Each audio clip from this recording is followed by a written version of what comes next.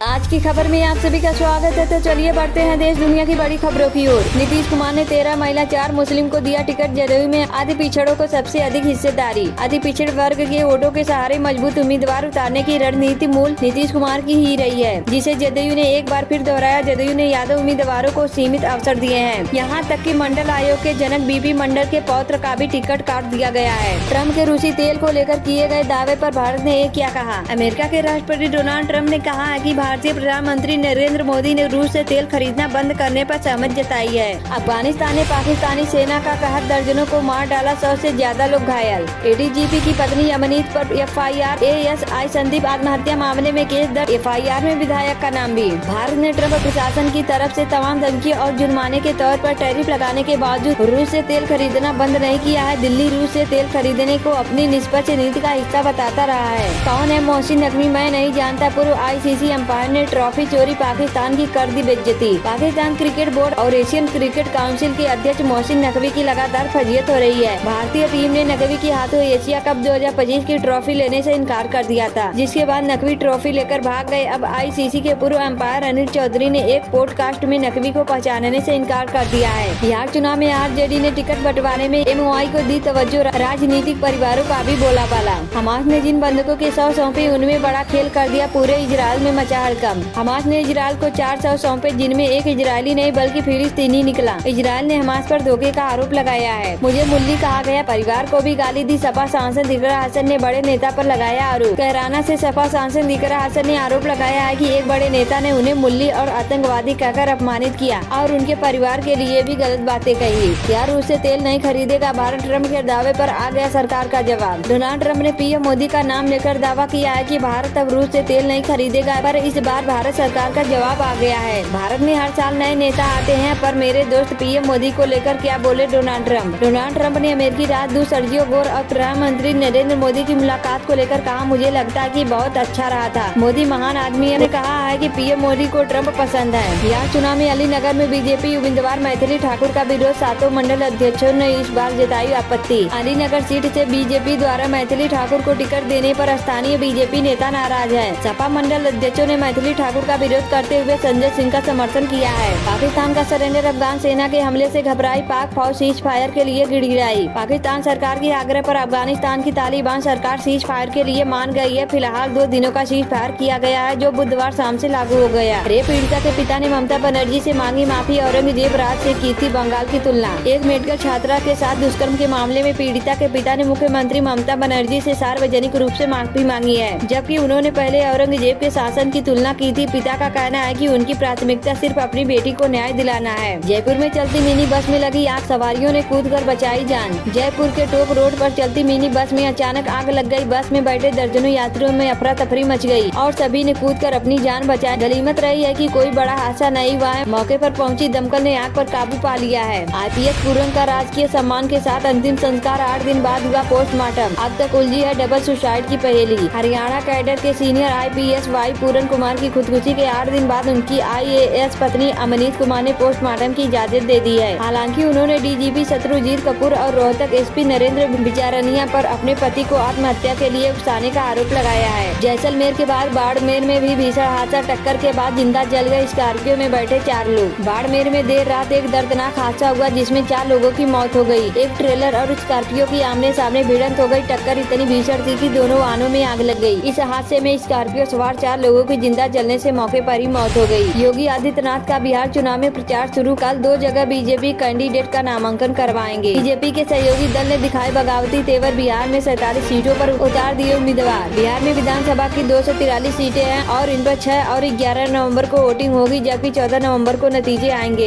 भारत का प्रॉक्सी वार लड़ रहा तालिबान। सीज फायर टिकेगा नहीं। अफगानी सेना के भारी पड़ने पर बौखलाया पाकिस्तान। तालिबान और पाकिस्तान के बीच हाल ही में घोषित संघर्ष विराम पर खुद पाकिस्तान के भीतर से ही सवाल उठने लगे हैं। पाकिस्तान के रक्षा मंत्री ख्वाजा आसिफ ने इस युद्ध विराम को लेकर बड़ा बयान दिया है, जिसमें उन्होंने भारत का नाम भी घसीटा है। चीन से फिर भिड़े ट्रम्प। अब भारत की तरफ देख रहा। अमेरिका ट्रेड डील पर जल्दी बन सकती है बात।